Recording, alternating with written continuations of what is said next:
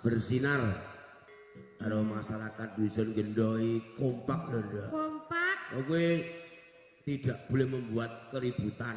Ya. Makanya kok Kyai mriki anteng-anteng sedanten. Matur nuwun Bapak Karang Taruna warga setempat sukses selalu ya. Amin. Engko wayahe arep bubar malah gluduk ngono. Ora. Mboten nggih. Coba soteng aku isin ra iku dhewe kok.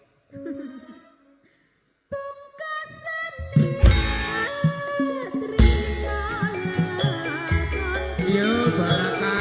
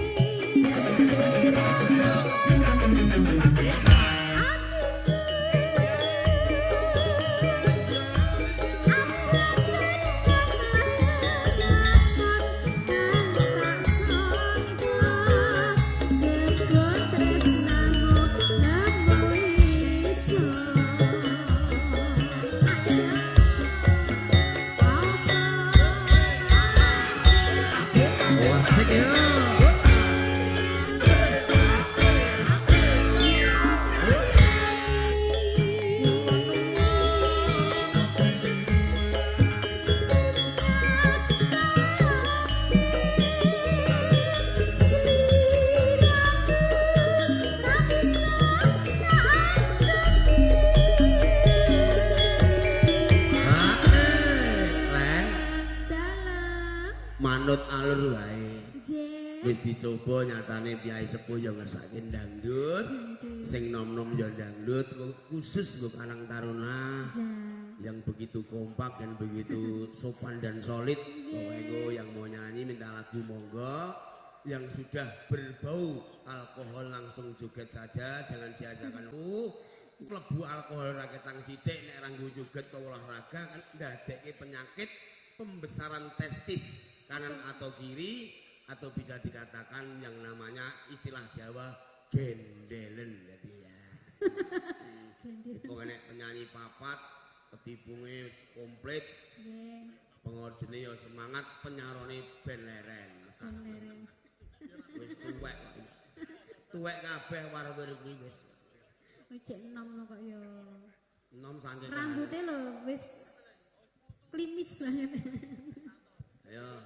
Nggih, ditutup nggih. Pungkasan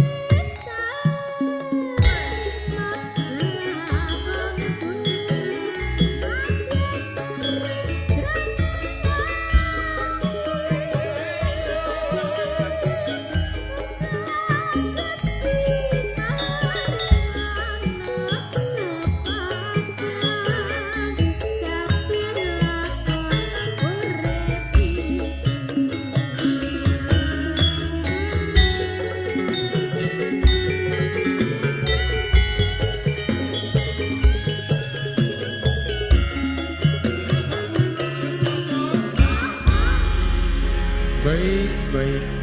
Makasih banget, cantik ya Dek Leni dari Boyolali.